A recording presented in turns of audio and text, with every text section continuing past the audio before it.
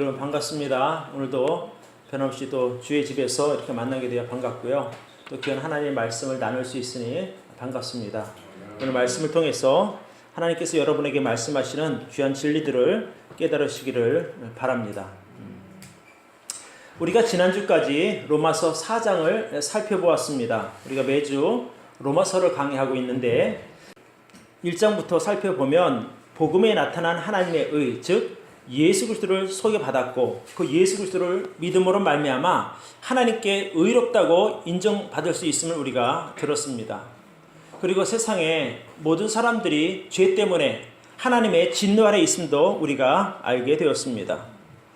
죄의 저주로 인해서 지옥을 향해 달려가고 있는 우리들을 불쌍하게 여기시고 하나님께서는 심판을 유보하셨습니다. 그런 은혜를 베푸셨는데 우리가 그런 하나님의 은혜 안에서 예수 그리스도를 믿음으로 말미암아 구원받게 됐다고 하는 것들을 우리가 배웠습니다. 참 이런 내용들이 지난 4장까지의 내용입니다. 제가 로마서를 강의하면서 강의를 거듭할수록 우리에게 부여된 하나님의 은혜가 참 놀랍고 우리가 가진 믿음들이 얼마나 귀한 믿음인지를 깨닫게 됩니다. 우리가 지난주에 배운 것 중에 제가 참 감사했던 것은 아브라함이 참 믿음으로 의롭다 인정을 받았는데 그의 믿음 바 하나님은 죽은 자를 살리시며 없는 것을 있는 것 같이 부르시니 이라고 말씀하셨습니다. 그러니까 아브라함의 믿음이 바로 그런 믿음입니다. 죽은 자를 살리시는 그 하나님 믿는 믿음, 또 없는 것을 있는 것 같이 부르시는 그 믿음을 보고 구원하신 것이죠. 그런데 그 밑에 보니까 이렇게 말합니다. 이것을 저에게 의로 여기셨다 기록된 것은 아브라함만을 위한 것이 아니라 의로 여기심을 받을 우리도 위함이니 곧 예수 우리 주를 죽은 자 가운데 살리신 이를 믿는 자니라. 그러니까 아브라함이 하나님을 죽은 자 가운데 살리시는 분임을 믿음으로 의롭게 된 것처럼 우리들도 예수를 하나님께서 죽은 자 가운데서 다시 살리신 분임을 믿음으로 말미암아 의롭게 하셨다라고 성경은 기록하고 있습니다. 그러면서 아브라함의 믿음과 그 우리의 믿음을 동일시 여기시는 것을 우리가 배웠습니다. 참 이것이 지난 시간 저에게 큰 복이 되었는데 자, 여러분의 믿음도 아브라함의 믿음과 같은 믿음이라고 저는 믿습니다. 왜냐하면 하나님께서 이렇게 인정해 주시기 때문에 그렇습니다. 로마서를 통해서 배우는 귀한 하나님의 은혜가 참 놀라운 것인데 우리의 이 작고 보잘것없는 믿음을 보시고 멸시치 않으시고 아브라함의 믿음과 동급으로 여겨주시는 하나님의 자비에 감동이 있습니다. 자, 로마서를 통해서 우리가 보면 하나님은 의로우실 뿐만 아니라 자비로우시고 그 위대한 사랑의 하나님이심을 우리가 깨닫게 됩니다. 또 심판을 늦추심으로 죄 가운데서 돌이킬 수 있는 기회를 허락하셨습니다. 이것이 바로 하나님의 은혜입니다. 또 말로만 사랑한다 말씀하시는 것이 아니라 실제로 우리를 위하여 대속제물로 아들 예수 그리스도를 이 땅에 보내주셔서 그분의 희생을 통해서 우리를 의롭게 하셨습니다. 참 위대한 하나님의 사랑입니다. 오늘은 이 로마서 5장을 통해서 믿음으로 하나님으로부터 의롭다고 받은 인정함을 받은 성도들이 예수 그리스도 안에서 누릴 수 있는 복이 과연 무엇인가? 예수 그리스도 안에서 누릴 수 있는 특권들에 대해 우리가 살펴봅니다. 그래서 오늘 설교 제목을 성도가 예수 그리스도 안에서 누리는 은혜 이렇게 정해보았습니다. 우리가 믿음으로 하나님께 의롭다고 인정을 받게 하신 것도 복이지만 또 하나님께서 우리에게 여러 가지 복들을 허락하셨습니다. 우리 같이 한번 읽어볼까요? 시작. 우리는 예수 그리스도 안에서 하나님과 화평을 누리게 되었습니다. 우리가 예수 그리스도 안에서 하나님과 화평을 누리게 되었다라고 하는 것은 예전에는 하나님과 원수된 자, 즉 하나님과 대적하는 자의 신분에 있었는데 현재 예수 그리스도로 말미암아 하나님과 화목하게 되었다. 즉 하나님과의 관계에서 평화가 왔다 이런 의미입니다. 5장 1절 그러므로 우리가 믿음으로 의롭다 하심을 얻었은즉 우리 주 예수 그리스도로 말미암아 하나님으로 더불어 화평을 누리자 이렇게 말하고 있습니다. 어떤 번역본에는 화평케 되었다라고 말하기도 하는데 여기서는 화평을 누리자라고 말씀하고 있습니다. 예수 그리스도는 우리를 죄의 진노 아래서 죄의 저주 아래서 건져내셨습니다. 우리가 예수 그리스도를 믿기 전에는 죄로 인해서 하나님의 진노 아래에 머물러 있던 사람들입니다. 우리 마음 가운데 하나님 두기를 싫어했고 우리 마음에는 온갖 더러운 것들로 가득 채워 있었습니다. 그런데 하나님께서 우리를 불쌍하게 여기시고 원래는 하나님의 심판을 받아 마땅히 죽을 자요 하나님의 진노하심으로 인해서 지옥불에 던져질 존재인 우리들을 바로 심판하지 않으시고 예수님의 십자가 은혜 아래서 죄 없다고 구원해 주셨습니다. 그러니까 저와 여러분을 위한 예수 그리스도의 대속의 죽으심과 3일 만에 다시 사심을 믿는 우리들에게 하나님의 진노와 심판 아래서 건져 주신 것입니다. 성경은 이 엄청난 사실을 이렇게 표현합니다. 우리가 방금 읽은 1절에서 우리가 믿음으로 의롭다 하심을 얻었은즉 우리 주 예수 그리스도로 말미암아 하나님으로 더불어 화평을 누리자 이렇게 말씀하고 있습니다. 그러니까 우리가 예전에 죄 가운데 있을 때는 하나님과 화평할 수 없는 존재들입니다. 왜냐하면 죄인이 재판장 앞에 섰을 때 어찌 마음이 평안했겠습니까? 또 사형 언도를 받고 감옥 안에서 사형 집행을 기다리는 사형수가 어찌 마음 가운데 평안을 누릴 수가 있겠습니까? 그러니까 예수님께서는 그런 참 두려움과 떨림과 고통 가운데 있던 우리들에게 은혜를 베푸셔서 저와 여러분을 죄를 대신해서 죽으심으로 말미암아 하나님의 그 진노와 심판 아래서 우리를 건져주셨습니다. 그래서 정말 그 엄한 재판장이신 하나님 앞에서 우리가 예수 그리스도로 말미암아 평안을 누리게 된 것입니다. 또 예수 그리스도는 하나님과 원수된 우리를 화목한 관계로 바꾸어 주셨습니다. 예수 그리스도로 인하여 하나님의 자녀로 거듭났다고 하는 의미는 신분의 변화를 말하는 겁니다. 조금 전에 제가 말씀드렸지만 우리가 죄인이었을 때는 재판장이신 하나님 앞에 섰을 때 죄인의 신분으로 서 있었던 사람들입니다. 그런데 이제 예수 그리스도로 인하여 하나님의 자녀로 거듭났기 때문에 이제는 그 죄인의 신분이 아닌 하나님의 자녀의 신분으로 하나님 앞에 서게 된 것입니다. 그러니까 예수 그리스도로 말미암아 죄인에서 하나님의 자녀라고 하는 거룩한 신분으로 변화를 받게 된 것이죠. 그러니까 죄인으로 하나님 앞에 섰을 때는 하나님과 대적하는 존재였습니다. 하나님과 전쟁하는 존재였지만 그러나 우리가 예수 그리스도로 말미암아 이제 하나님의 사랑을 입는 그런 존재가 된 것이죠. 그러니까 자식하고 누가 전쟁을 하겠습니까? 그러니까 하나님과 화목하게 되었다라고 하는 것은 더 이상 이제 갈등하지 않는다는 겁니다. 사이좋게 좋은 관계로 바꾸어 주셨다는 것이죠. 누가요? 바로 예수 그리스도가 우리의 그런 관계를 화목한 관계로 바꾸어 주신 것입니다. 그러니까 우리가 죄인으로서 이 재판장이신 하나님과 만날 때는 이 둘 사이에 긴장감이 있었습니다. 긴장감. 하나님은 재판장으로서 이 죄인의 죄를 낱낱이 밝히고 그 죄에 합당한 형벌을 내려야 하는 입장이시고 우리 죄인들은 어떻게 해서든지 우리의 죄를 덮고 감추어서 무죄 판결을 받아내야 하는 그런 입장이었습니다. 그러니까 그런 관계는 아주 팽팽한 긴장감의 연속이죠. 그런데 예수 그리스도로 말미암아 이제 더 이상 그런 긴장된 만남이 필요치 않게 된 것입니다.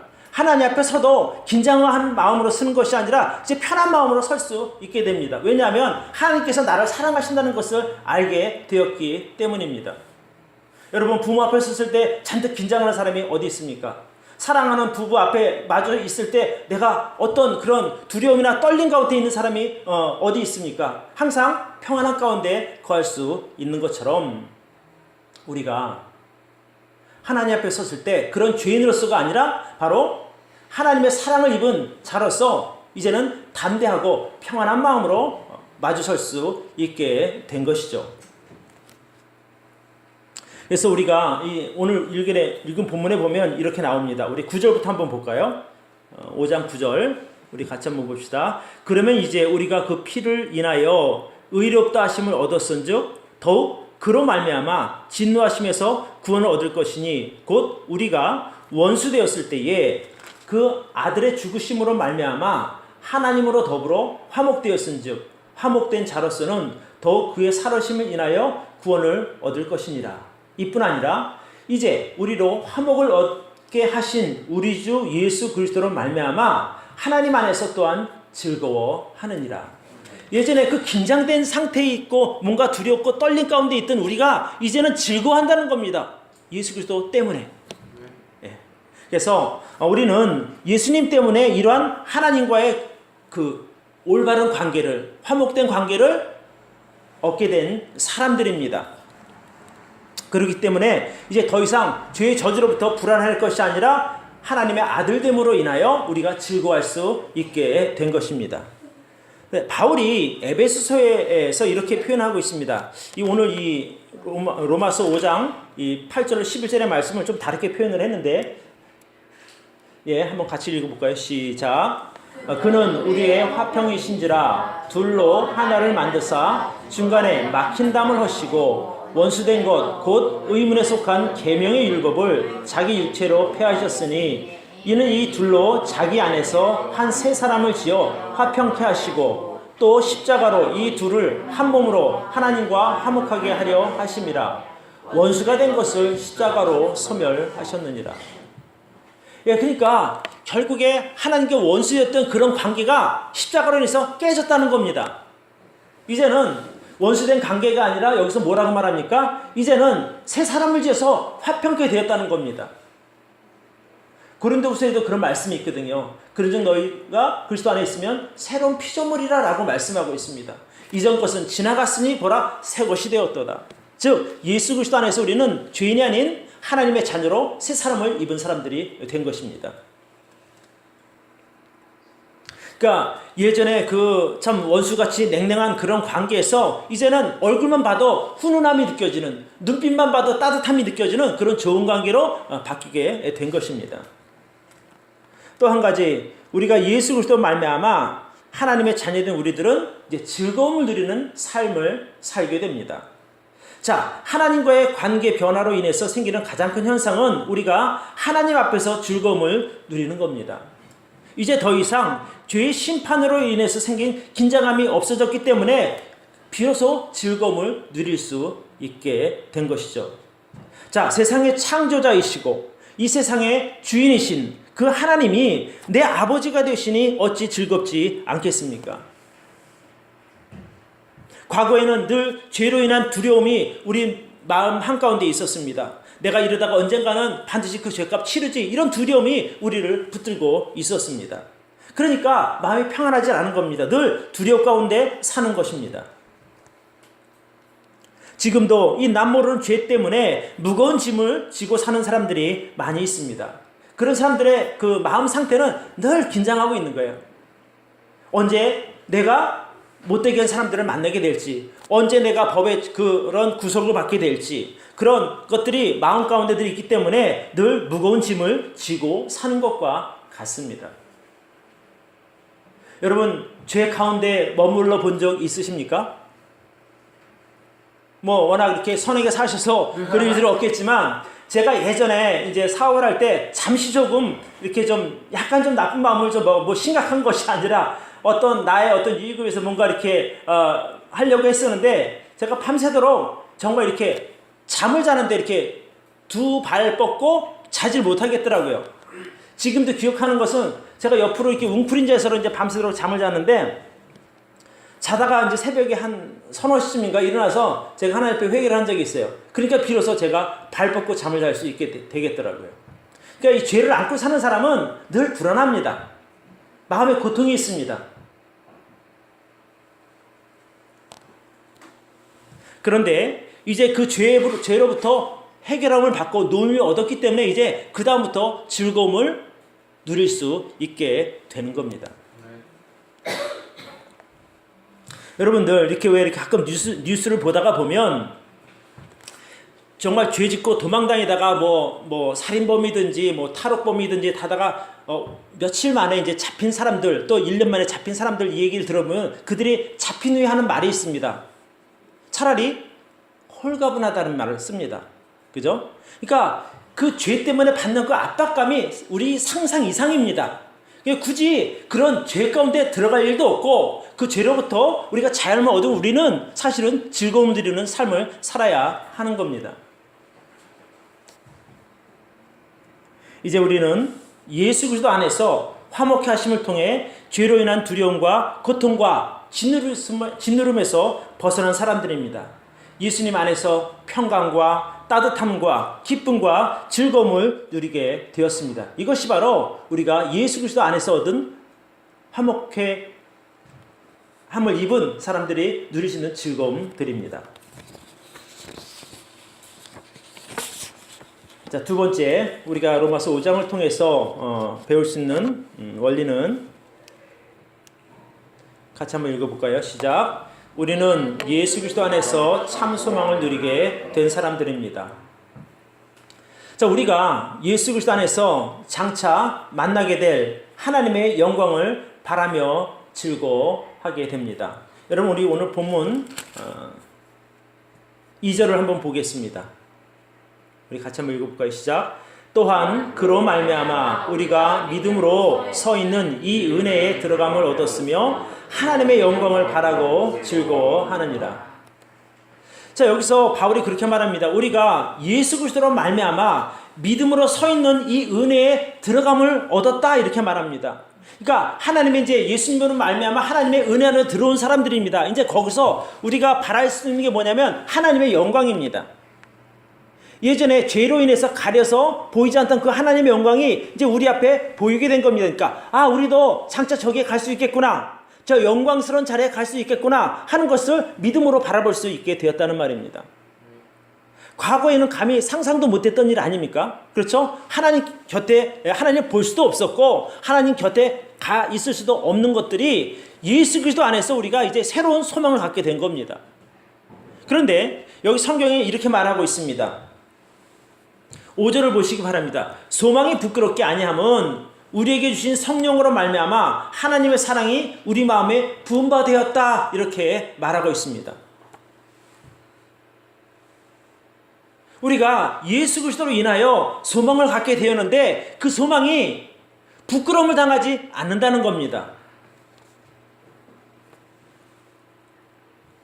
왜냐하면 우리의 소망이 이루어지기 때문입니다. 우리가 예수 그리스도로 말미암아 천국 소망을 갖게 된 것이죠. 근데 천국 가고 싶은 마음은 있지만 가지 못하는 사람들이 있을 것 아닙니까? 그러나 우리가 예수 그리스도 안에서 하나님의 영광스러운 그곳에 갈 수 있겠다는 겁니다. 하나님께서 세우신 그 영광스러운 자리에 우리가 설 수 있게 된 것입니다. 이것이 바로 우리가 예수 그리스도 안에서 소망으로 인하여 즐거워할 수 있는 이유들입니다. 이 소망은, 우리가 예수 그리스도 안에서 갖게 된 이 소망은 환난도 멈추지 못합니다. 자, 오늘 3절을 보시기 바랍니다. 다만 이뿐 아니라 우리가 환난 중에도 즐거워하나니 이는 환난은 인내를, 인내는 연단을, 연단을 소망을 이루는 줄 알미로라, 이렇게 말합니다. 그러니까 바울이 정말 이 예수 그리스도 안에서 얻은 이 믿음이 갖는 특별함에 대해서 더 말하며 성도들을 격려하는데, 무슨 말이냐면 소망은 성도들로 하여금 환난 가운데서도 즐거워할 수 있게 만들어준다는 겁니다. 당시, 그러니까 초대교회 1세기 당시에는 믿음 때문에 환난을 받는 것이 아주 보편적인 일이었습니다. 내가 예수 그리스도를 믿기 위해서 엄청난 고난과 핍박을 당하는 일이 아주 너무 흔했다는 겁니다.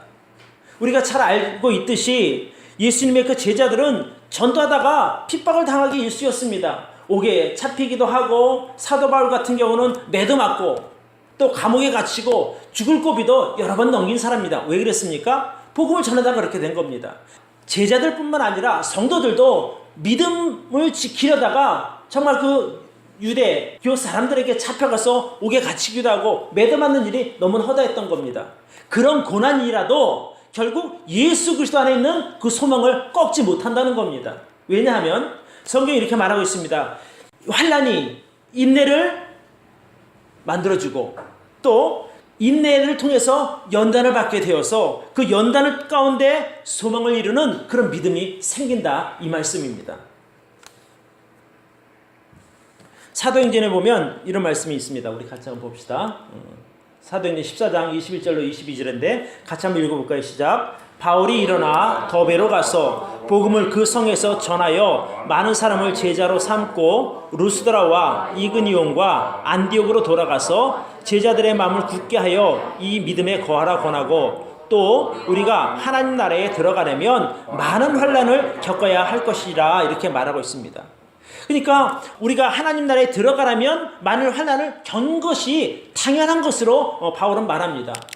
왜냐하면 그들의 가치관과 그들의 삶을 우리는 부정할 수밖에 없기 때문에 그들과 갈등을 겪을 수밖에 없는 겁니다. 그렇지만 그 갈등 가운데서도 우리가 예수 그리스도 안에서 얻은 소망은 환난 중에도 끊이지 않습니다.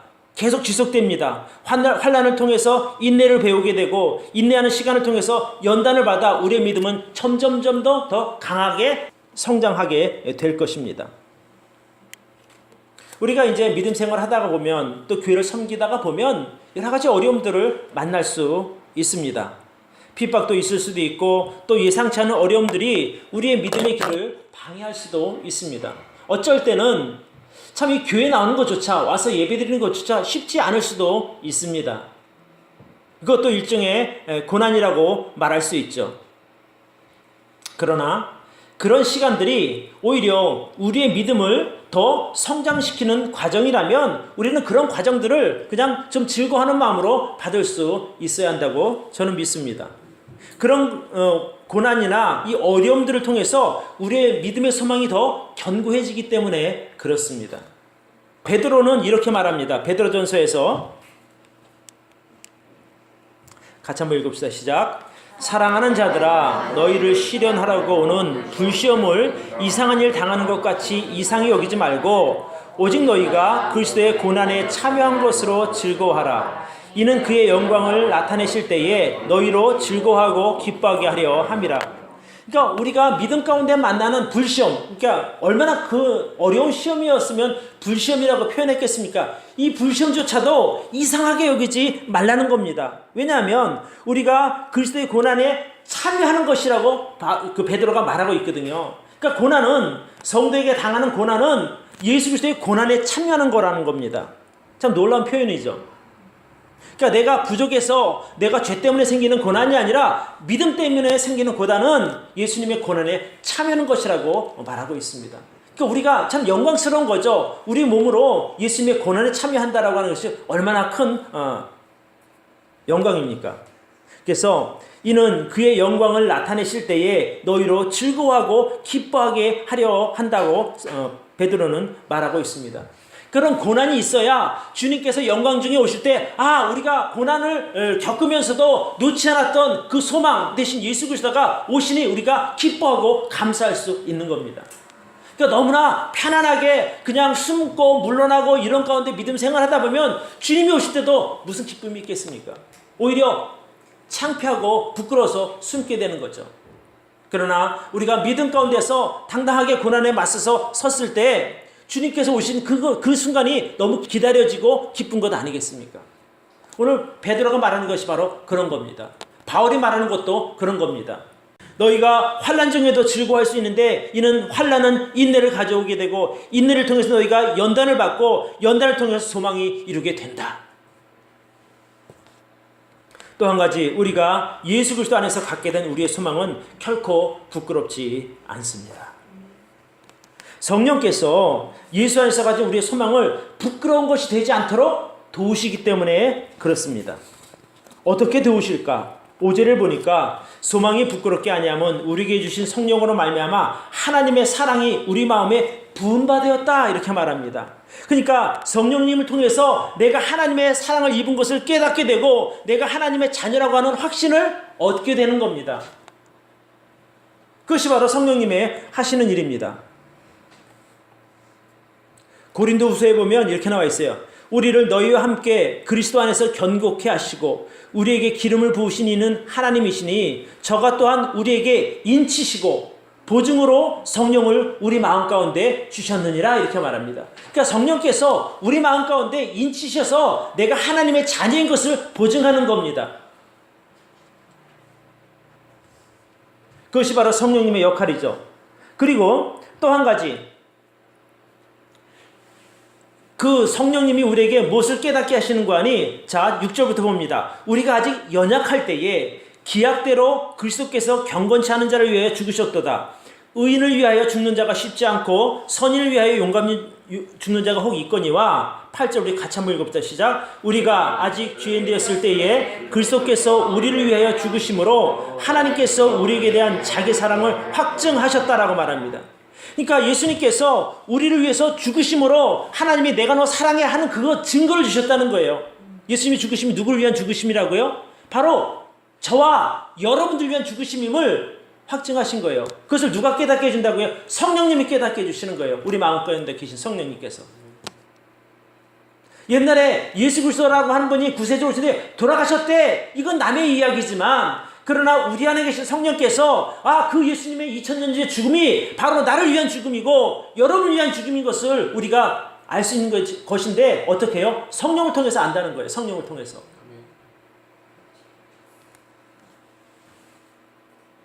그런데 우리가 예수 그리스도 안에서 얻은 그 소망이 참 소망이라고 말할 수 있는 것은 왜냐하면 그 소망이 결코 부끄러움을 주지 않는다는 겁니다. 사람이 언제 부끄러움을 당합니까? 내가 기대했고 자랑했는데 그것이 헛된 것이 됐을 때 부끄럽지 않아요? 내가 예를 들어서 이렇게 표현하면 좀 어떨지 모르겠는데 제가 경험한 것을 말씀을 드린다면 예전에 제가 이제 버스를 타는데 이제 예전에 교통카드를 티머니를 이제 사용하지 않습니까? 근데 사용하다 보니까 이제 잔액이 떨어진 걸 몰랐어요. 그래서 이제 그래도 고상하게 이제 버스를 타면서 이제 탁 그걸 댔는데 잔액이 부족합니다. 다른 카드를 대주세요. 그러는 거예요. 모양 좋게 타다가 갑자기 얼굴이 화끈거리죠. 그렇잖아요. 그러니까 그런 건 마찬가지입니다. 예를 들어서 우리가 하나님의 은혜 안에서 복음 듣고 정말 하나님 앞에 죄를 회개하고 예수 그리스도를 영접함으로 구원받았다고 믿죠? 저나 여러분이나 그렇지 않습니까? 구원받은 거 분명하십니까? 저는 분명합니다. 하나님 앞에 제가 죄를 회개했고 예수님을 믿었으니까. 그런데 제가 이제 죽어서 천국문 앞에 갔습니다. 가서 하나님 저 왔습니다. 예수님 저 왔습니다. 하니까 어떻게 오셨냐고. 제가 예수님 믿고 구원받으시니까 천국에 들어가려고 하신다니까는 이렇게 보더니 생명책에 당신 이름 없는데요? 이럴 때 얼마나 창피하겠냐는 거예요. 이건 창피한 것이 아니라 충격이죠. 충격. 정말 당당하게 우리가 하나님 앞에 가려고 나섰는데 나도 몰라. 이렇게 되면 어떻게 되는 거예요? 얼마나 큰 수치냐는 거예요. 근데 성경은 말하기를 우리 안에 계신 예수 그리스도로 말미암아 그런 소망이 헛되지 않게 된다는 겁니다. 부끄러움을 당하지 않는다는 겁니다. 우리 안에 계신 성령님, 또 우리 안에 계신 예수님께서 하나님께서 우리를 사랑하신다고 하는 확실한 증거가 되십니다. 자, 세 번째, 오늘 로마서 5장을 통해서 우리가 배울 수 있는 원리입니다. 같이 한번 읽어볼까요? 시작. 우리는 예수 그리스도 안에서 하나님의 은혜를 누리게 된 사람들입니다. 제가 이제 5장을 묵상하면서 이 5장 전체를 이끌어가는 그 단어를 좀 찾아보았습니다. 그러니까 어떤 단어가 나오냐면 은혜라는 단어가 나옵니다. 은혜. 자, 2절에 보니까 또한 그로 말미암아 우리가 믿음으로 서 있는 이 은혜에 들어감을 얻었다라고 말합니다. 15절에도 보니까 그러나 이 은사는 그 범죄와 같지 아니하니 곧 한 사람의 범죄를 인하여 많은 사람이 죽었은즉 더욱 하나님의 은혜와 또 한 사람 예수 그리스도의 은혜로 말미암아 선물이 많은 사람에게 넘쳤느니라 이렇게 말합니다. 또 20절에도 율법이 가입한 것은 범죄를 더하게 하려 함이라 그러나 죄가 더한 것에 은혜가 더욱 넘쳤나니 21절 이는 죄가 사망 안에서 왕노릇한 것 같이 은혜도 또한 의로 말미암아 왕노릇하여 우리 주 예수 그리스도로 말미암아 영생에 이르게 하려 함이니라 이렇게요. 그러니까 전체적인 흐름을 보면 예수 그리스도 안에서 얻은 은혜가 우리의 삶을 어떻게 이끌어가는가를 이 5장이 말하고 있는 겁니다. 여러분 하나님의 은혜를 입으셨습니까? 저도 은혜를 입은 사람이요. 그 은혜 안에 머물고 있는 사람입니다. 저는 여러분들도 그런 분이라고 저는 믿고 싶어요. 우리가 예수 그리스도 안에서 구원받은 것으로 얻게 된 가장 큰 혜택은 뭐냐면 우리가 죄의 영향력에서 완전하게 벗어나게 되었다는 점입니다. 5장 12절부터 한번 보겠습니다. 이러므로 한 사람으로 말미암아 죄가 세상에 들어오고, 여기서 말하는 한 사람은 아담입니다. 죄로 말미암아 사망이 왔나니 이와 같이 모든 사람이 죄를 지었으므로 사망이 모든 사람에게 이르렀느니라. 죄가 율법이 있기 전에도 세상에 있었으나 율법이 없을 때에는 죄를 죄로 여기지 아니하느니라. 그러나 아담으로부터 모세까지 아담의 범죄와 같은 죄를 짓지 않은 자들 위에도 사망이 왕노릇하였나니 아담은 오실 자의 표상이니라. 그러나 이 은사는 그 범죄와 같지 아니하니 곧 한 사람의 범죄를 인하여 많은 사람이 죽었은즉 더욱 하나님의 은혜와 또는 한 사람 예수 그리스도의 은혜로 말미암은 선물이 많은 사람에게 넘쳤으리라. 이 선물은 범죄한 한 사람으로 말미암은 것과 같지 아니하니 심판은 한 사람을 인하여 정죄에 이르렀으나 은사는 많은 범죄를 인하여 의롭다 하심의 이름이니라. 한 사람의 범죄를 인하여 사망이 그 한 사람으로 말미암아 왕노릇하였은즉 더욱 은혜와 의의 선물을 넘치게 받은 자들이 한 분 예수 그리스도로 말미암아 생명 안에서 왕노릇하리로다. 여러분, 여기 이렇게 말하고 있습니다. 우리가 예수님 믿기 전에는 죄와 사망이 우리에게 왕노릇했다는 겁니다. 이 왕노릇했다는 것이 무엇을 말합니까? 그러니까 우리가 예수님 믿기 전에는 죽음의 위협 속에 휘둘리면서 사는 겁니다. 그러니까 세상 사람들에게 가장 무서운 것이 어떤 말인 줄 아십니까? 죽음이에요, 죽음. 너 죽을래? 제일 무서운 말 아닙니까? 만약에 강도가 칼 그대면서 돈 내놔, 아니면 죽일래? 그러면 어떻게? 있는 거 다 죽으라도 자기 목숨 구하려고 하는 거 사는 본능 아닙니까? 그러니까 죽음보다 무서운 건 없다는 겁니다. 그러니까 죄가 우리 몸에서 왕노릇했다는 겁니다. 무엇을 통해서? 사망을 통해서. 그러니까 모든 사람들이 죽음이라는 것 앞에 가면 가장 두려워하는 것이 됩니다. 그러니까 내가 원치 않든 원튼 간에 죄가 예수님 믿기 전에는 나를 이끌어간 거예요. 죄가 우리 삶을 지배한 거죠. 무엇을 빌미로? 죽음을 빌미로. 원래 인간이 죽는 것은 하나님의 계획 속에는 없던 일입니다. 그렇죠. 하나님께서 그 에덴 동산을 창설하시고 아담과 하와에게 생명나무를 주셨어요. 너희가 선악과 나무를 절대 보지도 말고 먹지도 말라 죽으리라 말씀하시면서 그 옆에 생명나무를 두셨단 말입니다. 그 생명나무를 먹었으면 영원히 살 수 있었던 건데 죄 때문에 결국 선악과를 먹게 된 것입니다. 그래서 그 선악과로 인해서 죽게 되었고 그 죽음이 이 세상에 있는 모든 사람들의 삶을 이끌어가게 된 겁니다. 그러니까 죽음 앞에서 사람들이 두려워하고 떠는 겁니다. 원래는 하나님께서 우리 사람들의 왕이 되셔야 합니다. 그렇죠? 근데 하나님 대신 죄가 왕노릇한 겁니다. 우리 인생이 죄에 휘둘리다 보니까 날마다 갈등하게 되고 고통 가운데 있게 되고 일하느라고 수고하고 날마다 싸우고 전쟁하고 이런 것 아닙니까? 아무리 돈이 많고 똑똑하고 잘난 사람이라도 죽음 앞에서는 별거 없습니다. 무릎 꿇을 수밖에 없는 겁니다. 사람들은 돈이면 안 될 것 없다고 믿습니다. 그렇죠? 돈 가지고 사람도 죽이고 살린다. 근데 결국 자기 목숨은 살리지 못하는 거 보지 않습니까? 그러나 우리가 예수 그리스도 안에서 얻은 구원은 그 무시무시한 죽음의 위협과 죄의 다스림에서 완벽하게 벗어나서 자유를 누리게 만들어 준 겁니다. 여러분 믿으셔야 돼요. 죽음도 우리를 어찌할 수 없습니다. 로마서 8장 37절부터 봅니다.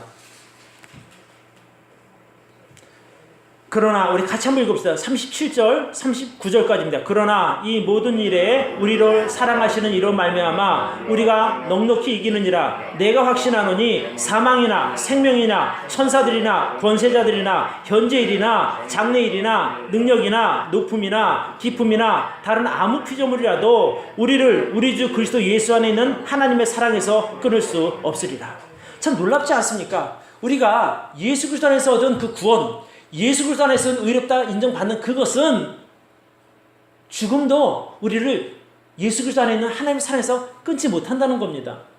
여기 38절에 그렇게 말합니다. 내가 확신하노니 사망이나 죽음도 뭐 사고사가 됐든 자연사가 됐든 병사가 됐든 자살이 됐든 어떤 것도 생명도 천사들도 권세자들도 현재 내가 어떤 위치에 있든 내가 미래에 어떤 위치에 있든 간에 그런 것들이 예수 그리스도 안에 있는 하나님의 사랑에서 우리를 끊을 수 없다라고 말합니다. 이게 얼마나 놀랍습니까?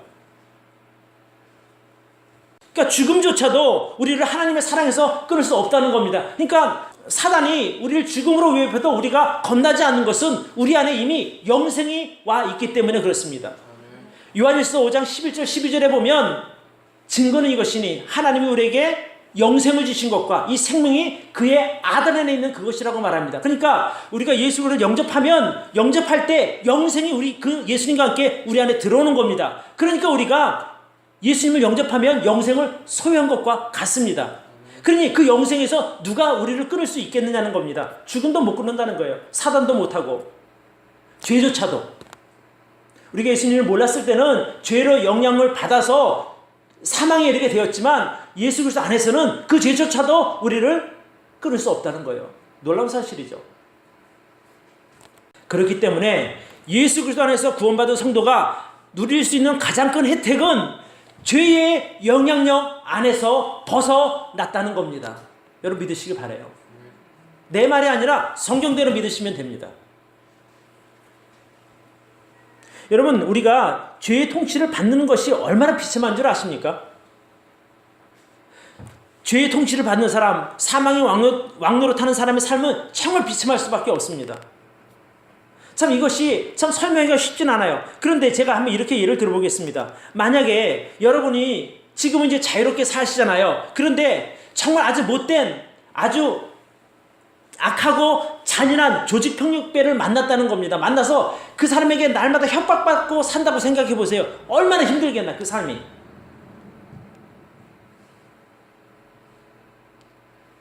그럴 때 평생 소원이 무엇이든 아이고 저 인간 저 더럽고 악한 인간에서 벗어날 수만 있으면 좋겠다 이런 마음으로 살지 않겠습니까? 근데 지금 성경에서 말하는 죄와 사망의 통치를 받는 것은 이거보다 훨씬 더 괴로운 일입니다. 죽음이 전제되어 있으니까 어떻게 더 깊은 나라로 떨지 모르는 상태 아닙니까? 그러니까 우리가 예수 그리스도 안에서 죄와 사망의 왕노릇하는 대신에 하나님의 은혜와 영생이 우리의 왕노릇하는 것이 너무너무 감사하다는 겁니다. 좀 여러분들이 그걸 좀 아셨으면 좋겠어요. 내가 예수 그리스도로 말미암아 받은 구원이 진짜 값어치 있다는 거, 그것이 내 인생을 정말 행복하게 만든다는 거, 좀 우리가 그런 것을 좀 느끼며 살자 이것입니다. 그러면 감사할 수 있지 않겠습니까? 어떤 사람은 술이 왕노릇하는 사람도 있습니다. 어떤 사람은 마약이 왕노릇하는 사람도 있습니다. 자, 그들의 삶은 보지 않아도 뻔합니다. 시간이 가면 갈수록 점점 육체는 망가지고 정신은 피폐해집니다. 그 사람에게 자유가 어디 있습니까? 그 사람은 마약에 묶여 살고 술에 묶여 살고 세상 쾌락에 묶여 살게 되는 겁니다. 왜? 떨어지면 견딜 수 없으니까 거기에 매달려 사는 거죠. 그것이 바로 왕노릇하고 지배를 당하는 입장입니다. 그런데 우리가 하나님의 사랑에 붙들려 살면, 정말 은혜에 붙들려 살면, 정말 영생이 우리들의 왕노릇 하게 되면 우리 삶은 평안할 줄로 믿습니다. 예수님을 따라가는 삶에 고통이 어디 있습니까? 고난은 있어도 고통은 없다고 저는 믿습니다. 그 고난조차도 아름다운 것은 고난을 통해서 우리의 믿음이 점점 성장할 수 있기 때문에 그렇습니다. 정금같이 나온다 하지 않습니까? 우리는 예수 그리스도 안에서 하나님의 은혜와 영생의 통치를 받게 된 사람들입니다. 자, 오늘 우리 본문 5장 17절부터 봅니다. 17절부터. 한 사람의 범죄를 인하여 사망이 그 한 사람으로 말미암아 왕노릇하였은즉 더욱 은혜와 의의 선물을 넘치게 받은 자들 한 분 예수 그리스도로 말미암아 생명 안에서 왕노릇하리로다. 그런즉 한 범죄로 많은 사람이 정죄에 이른 것 같이 의의 한 행동으로 말미암아 많은 사람이 의롭다 하심을 받아 생명에 이르렀느니라. 그러니까 아담의 그 죄 때문에 모든 사람들이 죄가 왕노릇하게 되었었는데 이제 그 한 분 예수 그리스도의 희생으로 말미암아 그분의 의한 행동으로 말미암아 많은 사람이 의롭다 하심을 받아 생명에 이르렀다고 말하고 있습니다. 그죠? 여기 그렇게 말하고 있지 않습니까? 그래서 19절 한 사람의 순종치 아니함으로 많은 사람이 죄인 된 것 같이 한 사람의 순종하심으로 많은 사람이 의인이 되리라. 우리가 그 예수 그리스도 안에서 의롭게 됨을 입은 사람들입니다. 그러니까 이제 더 이상 우리는 죄의 통치를 받지 않고 사망의 통치를 받지 않고 예수 그리스도의 그 은혜와 영생의 통치를 받게 된 사람들이라 이 말씀입니다. 어쩌면 제가 드리는 이 말씀이 좀 딱딱할 수 있어요. 근데 너무너무 중요하다는 겁니다. 이걸 알고 사는 것과 모르고 사는 것에 엄청나게 큰 차이가 있습니다, 여러분.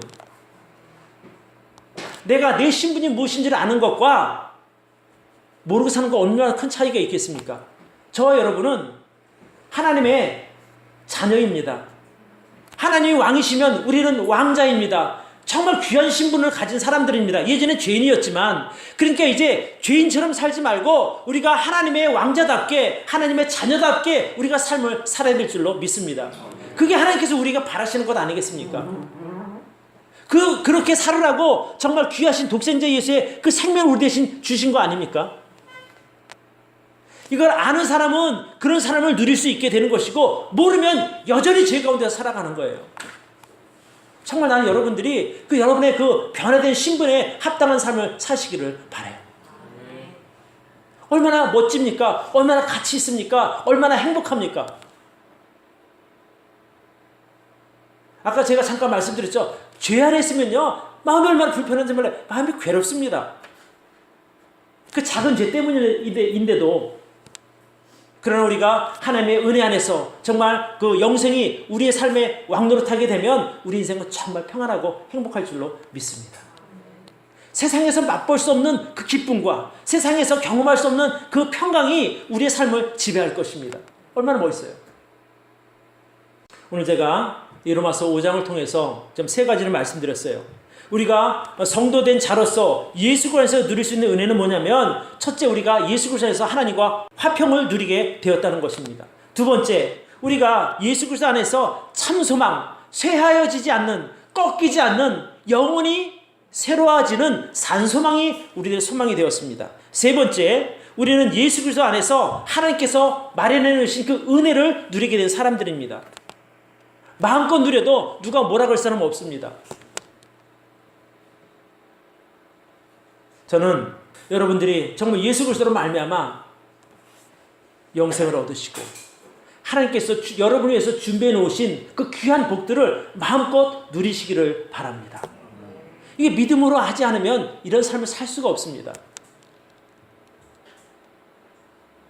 구원받은 성도들은 세상의 가치관이 아닌 성경의 가치관으로 살아가는 사람들입니다. 오늘 이제 우리가 성경의 가치관이 무엇을 말하는지 잘 배웠습니다.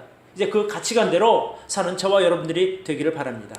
예수 그리스도에서 정말 마음껏 은혜를 누리며 사시기를 축복합니다. 기도하겠습니다.